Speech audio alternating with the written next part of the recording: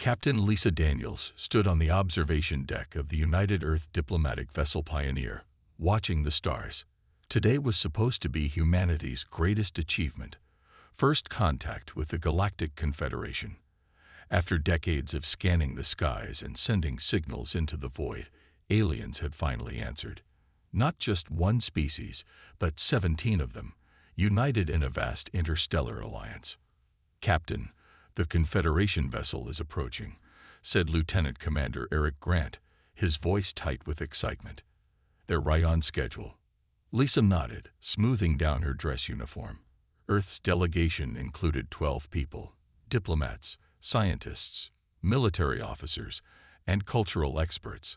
They represented the best humanity had to offer. "Let's hope we make a good impression," she said.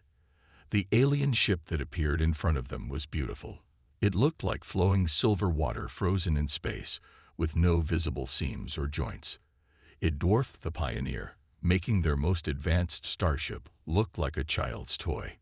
Lisa received the message through the ship's speakers. "United Earth vessel, this is Ambassador Krell of the Galactic Confederation. We welcome you to the greater community of sapient beings." The meeting started well.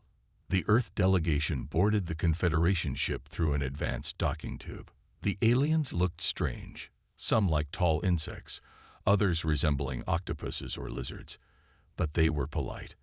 Ambassador Krell, a blue-skinned being with 4 arms, explained the basics of galactic politics. "The Confederation represents most spacefaring species in this sector," Krell said.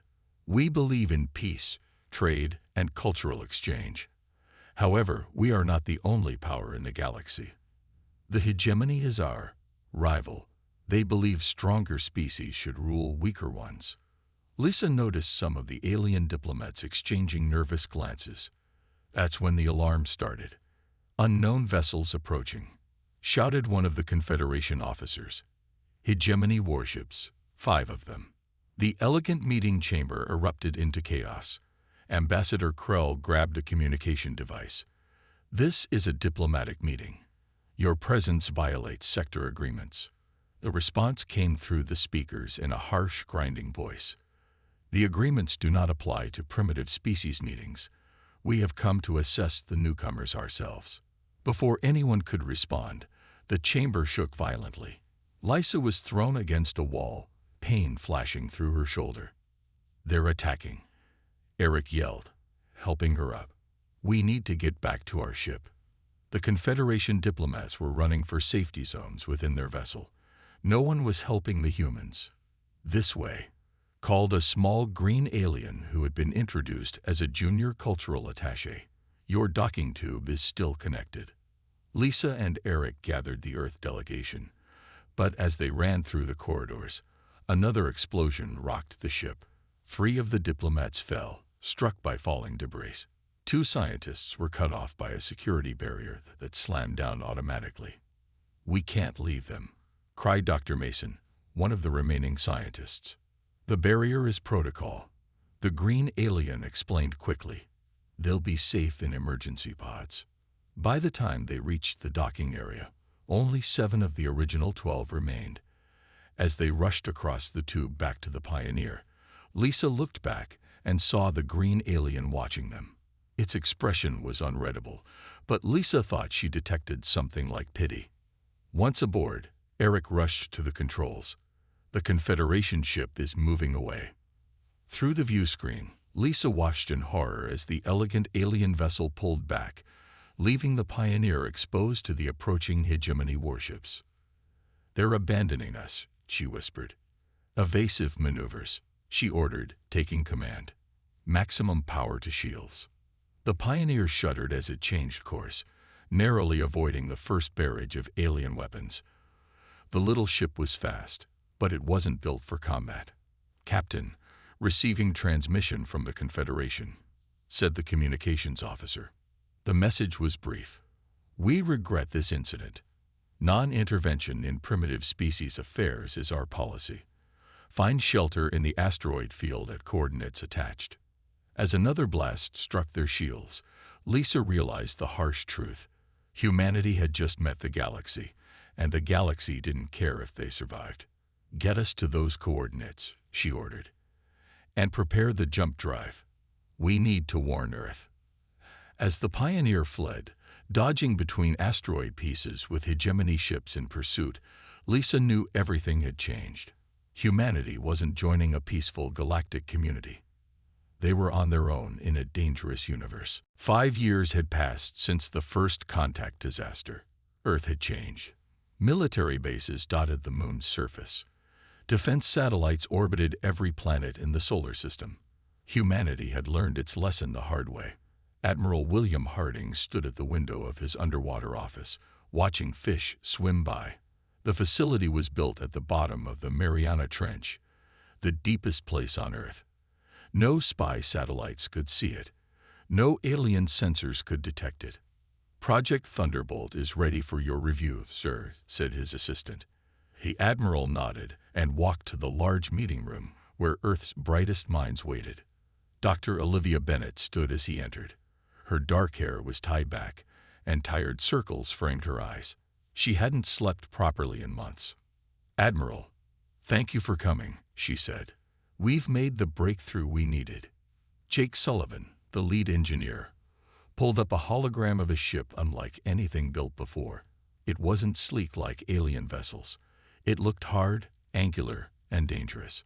"We call it the Vindicator," Jake said, pride in his voice. "Everything we learned from the wreckage of the Hegemony scout ship we captured last year is in here. But we've done something more." Dr. Bennett stepped forward. "When we studied alien math and physics, we noticed something interesting. They approach quantum problems differently than we do. There are solutions they consider impossible or impractical that our math says will work." She pointed to the weapon systems on the ship design. "These quantum phase cannons use principles that aliens think are too unstable. They're right. For them. Their technology evolved differently. But human quantum mathematics follows another path." Admiral Harding frowned. "You're saying we can build weapons that break their rules?" "Exactly," Jake jumped in. "Their shields are designed to stop the weapons they know. They've never faced weapons based on our approach to quantum physics." Dr. Bennett showed a simulation of the ship's defensive systems next. "We've also developed what we call reality anchor defenses. They prevent faster-than-light attacks by creating a bubble of stable spacetime around the ship. In simple terms," Jake added, "their fancy weapons will hit us like they're moving through molasses." The admiral looked impressed but cautious. "Power requirements." "Enormous," Dr. Bennett admitted.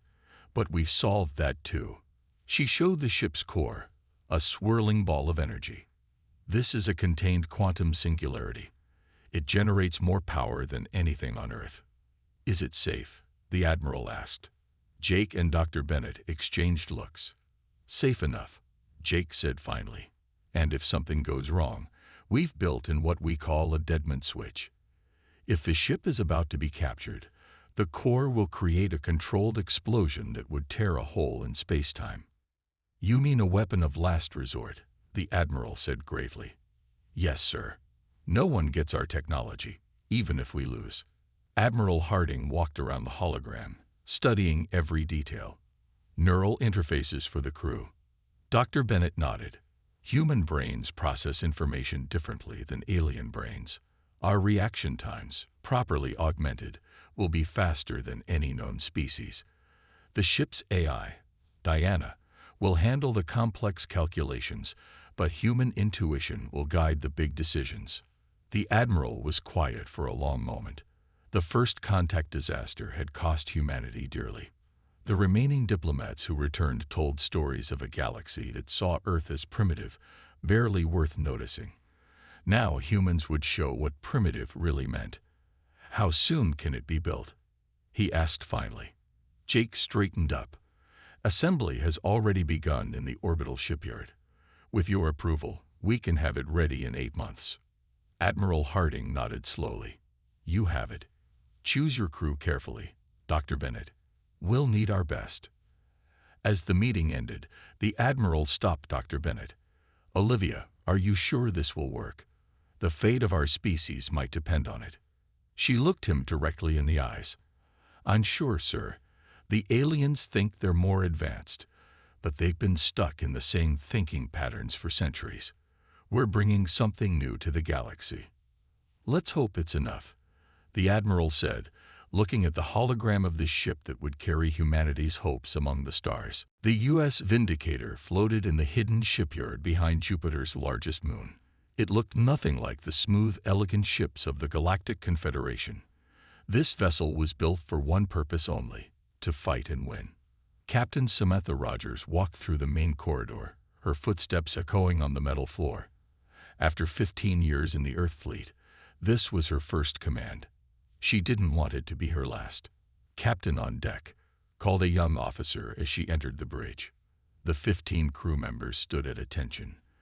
They were the best Earth had to offer: pilots, weapons experts, engineers, and scientists. Each had trained for 2 years specifically for this mission. "At ease," Samantha said. "Status report." Lieutenant Paul Garcia, her second in command, stepped forward. "All systems are green, Captain. The quantum phase cannons were tested yesterday. They cut through the test shields like they weren't even there." Samantha nodded and turned to the central console. A soft blue light glowed there. "Diana, ship status please," she said. The ship's artificial intelligence responded in a calm female voice. "This Vindicator is at 100% readiness, Captain Rogers. All weapons and defense systems are functioning at optimal levels." Diana was the most advanced AI ever created. Her name stood for Defense Intelligence Adaptive Neural Array. Unlike normal computers, she could think almost like a human, making fast decisions in battle. "Show me the special features," Samantha ordered. A hologram appeared, showing the ship's unique systems.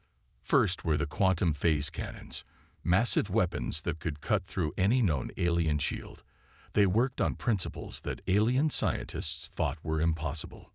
Next came the reality-anchored defense system, a bubble of stable space-time that would slow down enemy attacks and prevent faster-than-light weapons from working properly. The stealth systems used dimensional folding instead of light-bending technology. The ship could hide in plain sight by partially existing in another dimension. Finally, there was the deadman switch. If the ship was about to be captured, it would create an explosion so powerful it would tear a hole in space itself. "Impressive," Samantha said quietly. Dr. Olivia Bennett entered the bridge, carrying a tablet. "Captain, all neural interfaces are ready for final connection. Your crew will be able to control the ship with their thoughts, much faster than any alien could with their technology." "Thank you, Doctor. Your work has been essential to this project." Dr. Bennett smiled. "Just make sure it stays in one piece. I've grown attached to this ship." A communication alert sounded. Admiral Harding's face appeared on the main screen. "Captain Rogers, I hope you're settling in," he said. "Yes, sir. The Vindicator is everything you promised." The Admiral's face grew serious. "We've received a distress call from our Mars colony. A hegemony fleet has entered the system. 7 warships. They're demanding Earth surrender to them as a protectorate species. They've started bombing the colony to show they're serious." The bridge went silent. Everyone knew what this meant. The Vindicator would face its first real test much sooner than expected. "What are your orders, sir?" Samantha asked, though she already knew the answer. "Defend Mars. Show them what humanity is capable of. But be careful. This ship represents 5 years of work and Earth's best hope. Don't take unnecessary risks." "Understood, sir. We'll depart immediately." The Admiral nodded. "Good hunting, Captain. Earth is counting on you." After the transmission ended, Samantha turned to her crew. Their faces showed determination mixed with fear. This wasn't a test anymore. "All hands to battle stations," she ordered. "Diana, prepare the jump drive for Mars coordinates." The AI's voice was calm. "Jump drive ready, Captain. Estimated arrival in Mars orbit. 6 minutes." Samantha sat in the captain's chair, feeling its neural interfaces connect with her mind. Suddenly, she could sense every part of the ship as if it were her own body. "The hegemony thinks we're easy prey," she said to her crew. "Let's prove them wrong." Commence jump. The U.S. Vindicator vanished from the Jupiter shipyard, heading toward its first battle, and into history. The red planet Mars hung in space, partly covered by dark smoke from the bombing. 7 hegemony warships circled it like hungry sharks. They were huge vessels with sharp, pointed designs that looked like metal spears. Their weapons continued to fire at the human colony domes. Inside the largest hegemony ship, Commander Vextar watched the destruction with satisfaction. His scaled skin gleamed under the bridge lights as he turned to his second-in-command. "These humans are even weaker than we thought," he said. "No real defenses, primitive weapons. The Confederation was right to ignore them." "Sir," said his officer, "should we demand their surrender again?" Vextar laughed. "Let them suffer a while longer. When their largest dome breaks, they'll beg to become our slaves." A sudden alarm blared across the bridge. "Unknown energy signature detected," shouted a sensor operator. "Something's appearing." The U.S. Vindicator burst into existence directly between the hegemony fleet and Mars. It was smaller than the alien warships, but its dark, angular design looked menacing even to the battle-hardened hegemony forces. On the Vindicator's bridge, Captain Samantha Rogers felt the neural interface connect her mind to every system on the ship. Information flowed directly into her thoughts. "Tactical assessment," she ordered. Lieutenant Garcia responded immediately. 7 hegemony warships. Their shields are up, weapons hot. They've already destroyed 2 of the smaller Mars colony domes. Samantha's jaw tightened. Any casualties? Raiding emergency shelters still intact. Most colonists appear to have reached them in time. She nodded. "Open a channel to the hegemony fleet." The main screen showed Commander Vextar's surprised face. His yellow eyes narrowed at the sight of a human. "This is Captain Samantha Rogers of the U.S. Vindicator. You are attacking a human colony without provocation. Withdraw immediately or face the consequences." Vextar laughed, showing rows of sharp teeth. "A single ship? Your species truly is delusional. We have studied your technology, human. You have no weapons that can harm us."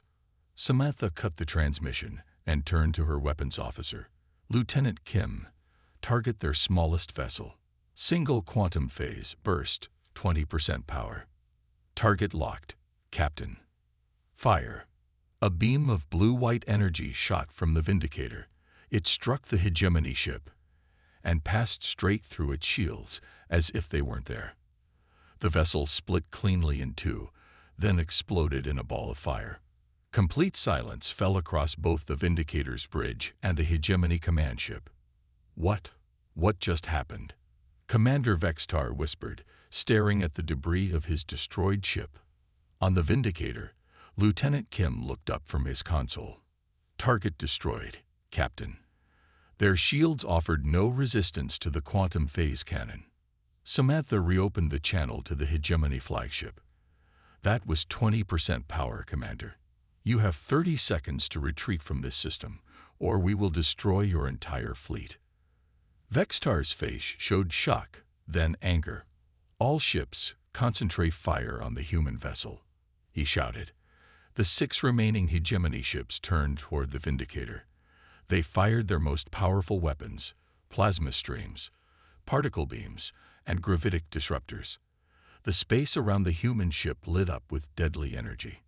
But the Vindicator's reality anchor defense system created a bubble of stable spacetime around the ship.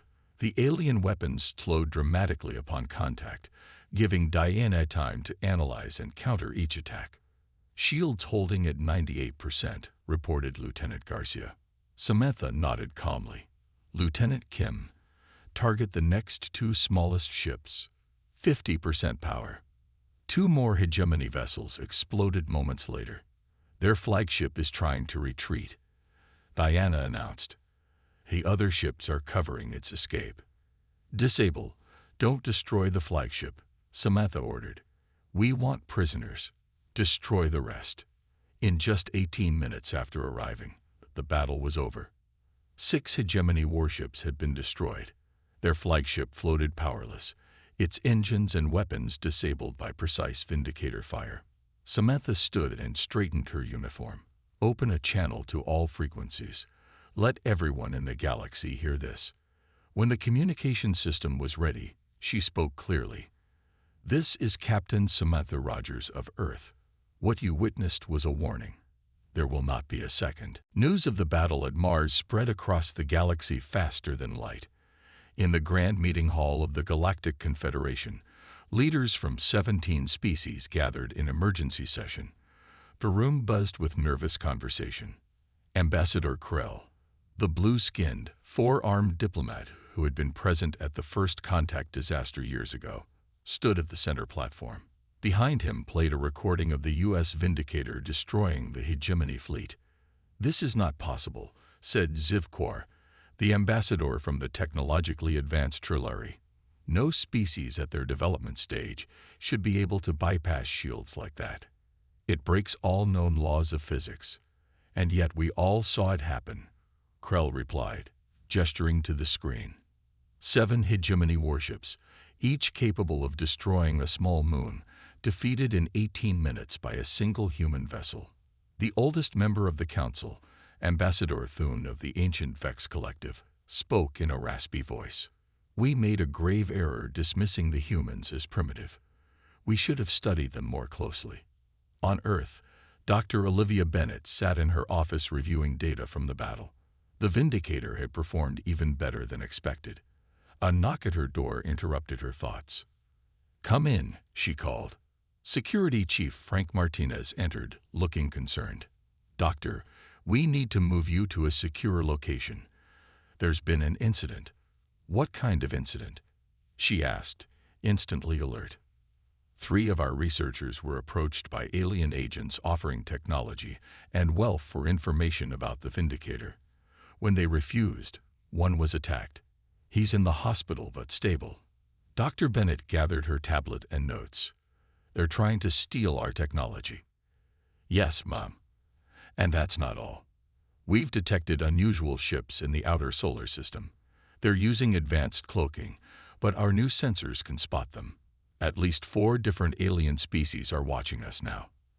As they moved through the underground facility, Frank added, "Admiral Harding has requested your presence at headquarters. The Confederation has sent their highest diplomatic envoy to Earth."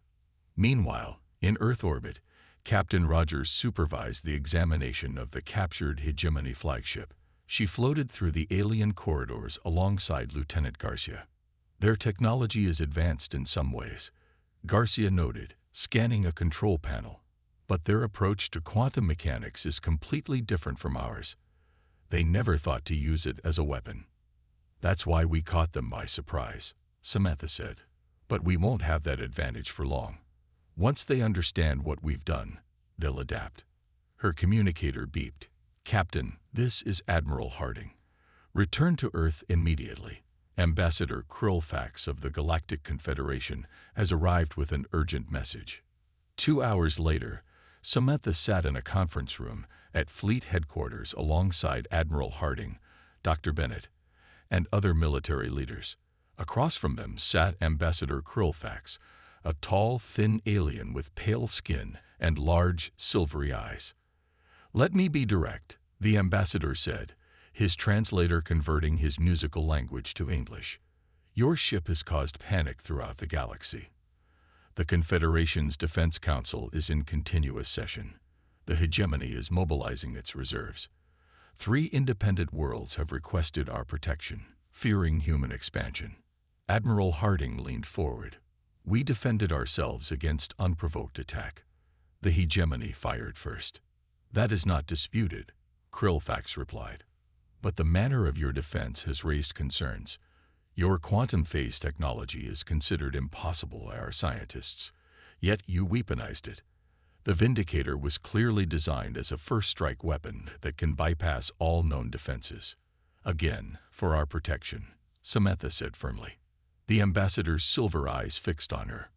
"Perhaps, but multiple factions now view humanity as an existential threat. There are those who suggest preventative measures. The room went silent as his meaning became clear. "Are you threatening us?" Dr. Bennett asked quietly. Krillfax shook his head. "I am warning you. I came here to negotiate peace because I believe conflict would be devastating for all parties, but others are preparing for war." As if to emphasize his point, an aide rushed in and whispered to Admiral Harding. His face darkened. "We've detected a large fleet moving toward our system," he announced. "Sensors indicate ships from both the Confederation and the hegemony."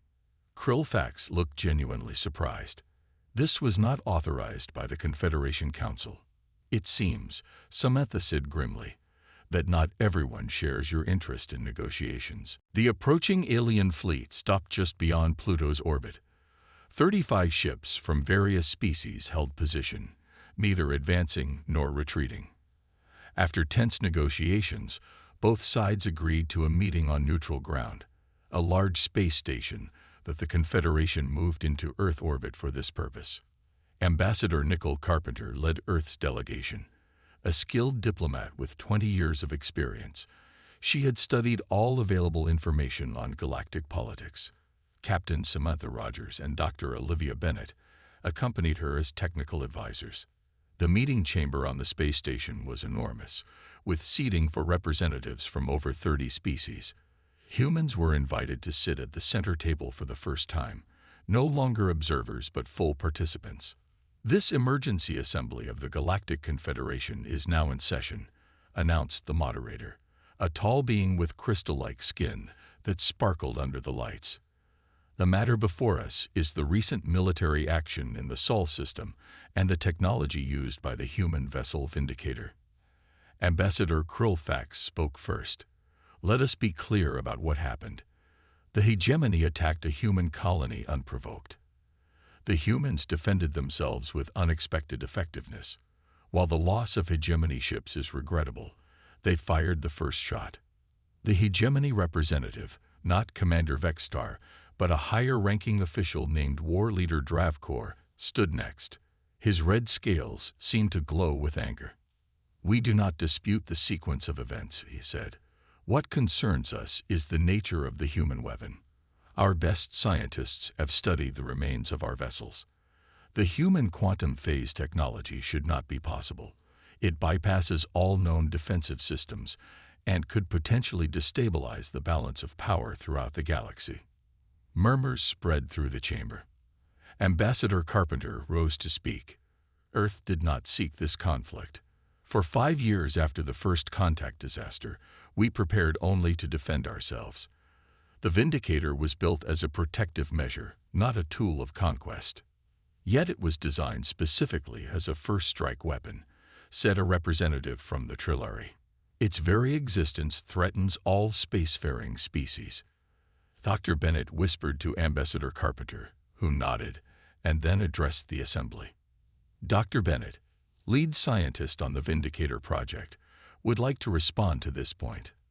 Dr. Bennett stood, feeling hundreds of alien eyes watching her. "The quantum phase technology works because we approach the mathematics differently than your civilizations do. Human minds found solutions in areas your scientists dismissed as impossible. This is not about superior technology, but different thinking." The ancient representative from the Vex Collective spoke up. "And that is precisely what disturbs us. In a mere 5 years since joining the galactic community, you humans developed weapons that bypass defenses our species have relied on for millennia. What will you develop in 20 years? 100. After hours of debate, the moderator called for order. "We have heard all perspectives. The Confederation Security Council proposes the following: the Vindicator-class Prohibition Treaty. Under this agreement, humanity would decommission the quantum phase technology and agree not to develop similar weapons. In exchange, Earth would receive full membership in the Confederation, with all associated trade and defense benefits." Captain Rogers stood up angrily. "You want us to give up our only advantage." Ambassador Carpenter placed a calming hand on her arm. "What guarantees would we have against future attacks?" "The Confederation would station defensive forces in your system," the moderator explained. Both the hegemony and the Confederation would recognize Earth's full sovereign status. The debate continued in private meetings throughout the day. In one quiet corridor, Ambassador Carpenter consulted with her team. "They're afraid of us," Captain Rogers said. "We should use that. They outnumber us thousands to one." Ambassador Carpenter reminded her, "We have one advanced ship. They have millions." Dr. Bennett studied the proposed treaty on her tablet. The treaty prohibits weaponized applications of our quantum mathematics, but not research or civilian use. We could still advance our understanding. "We would be vulnerable again," Captain Rogers argued. Ambassador Carpenter looked out a viewport at Earth below. "Are we protecting our technology or our people?" she asked quietly. "The Vindicator gave us a seat at this table. Perhaps that's enough for now." As the official meetings resumed, representatives from all 17 Confederation species watched Earth's delegation nervously. The decision they made would change the future of human-alien relations forever. Ambassador Carpenter stepped forward to give Earth's response. 20 years had passed since the signing of the Vindicator-class Prohibition Treaty. Earth had changed dramatically. Alien technology now mixed with human innovation in cities around the world. Trade ships from a dozen species visited Earth's spaceports daily. Humans had colonies on 15 planets across 3 star systems. The U.S. Vindicator itself floated in Earth orbit as a museum piece. Its weapons were officially disabled, its revolutionary technology studied, but never again weaponized. Tour ships circled it daily, filled with humans and aliens alike, all wanting to see the warship that had changed galactic politics forever. Admiral Samantha Rogers, formerly Captain Rogers, stood in the observation lounge of Confederation Headquarters Station. At 53, her hair showed streaks of gray, but her posture remained perfect. As head of Earth's representative on the Confederation's Defense Council, she had more power now than she'd ever had commanding the Vindicator.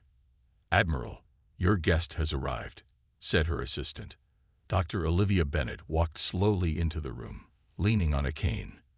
At 73, age had bent her body, but not her sharp mind. The two women embraced like old friends. "It's good to see you, Olivia," Samantha said. "How are the students at the academy?" "Brilliant," Dr. Bennett replied. "The mixed classes of humans and aliens produce better ideas than either could alone. Our approach to quantum mathematics is now taught in universities across the galaxy." They looked out the massive window at Earth below. A Confederation peacekeeping vessel passed by, one of 12 that patrolled the Sol system as part of the treaty.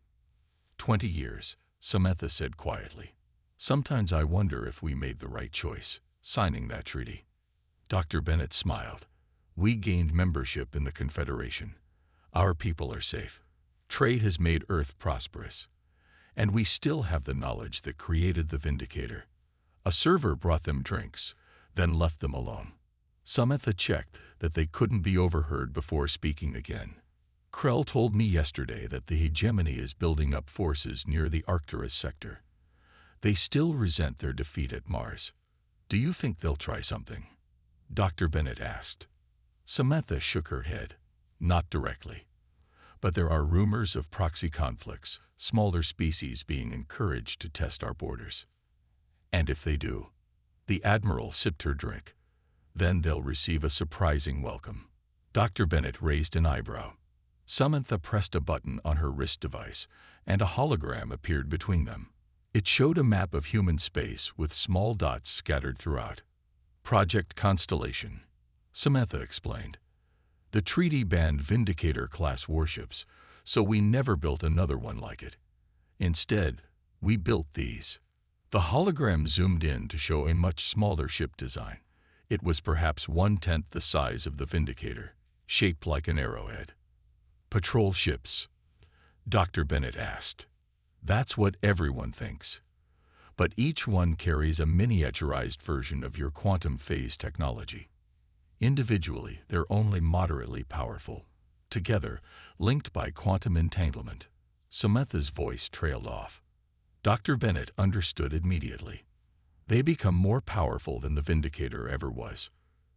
The treaty prevented other species from developing similar technology, while we quietly prepared for the possibility that peace might not last, Samantha confirmed. 200 ships, hidden in plain sight.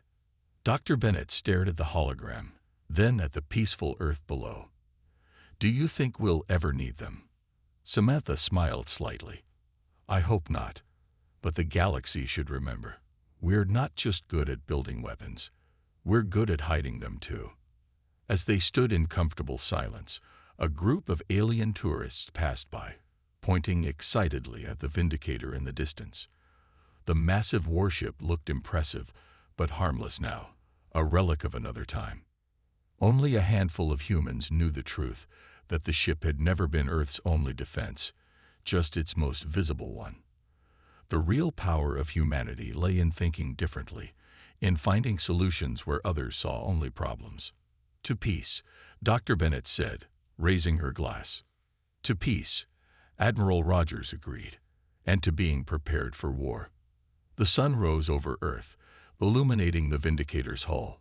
The most feared warship in galactic history glinted in the light, a reminder to all species that humans should never be underestimated again.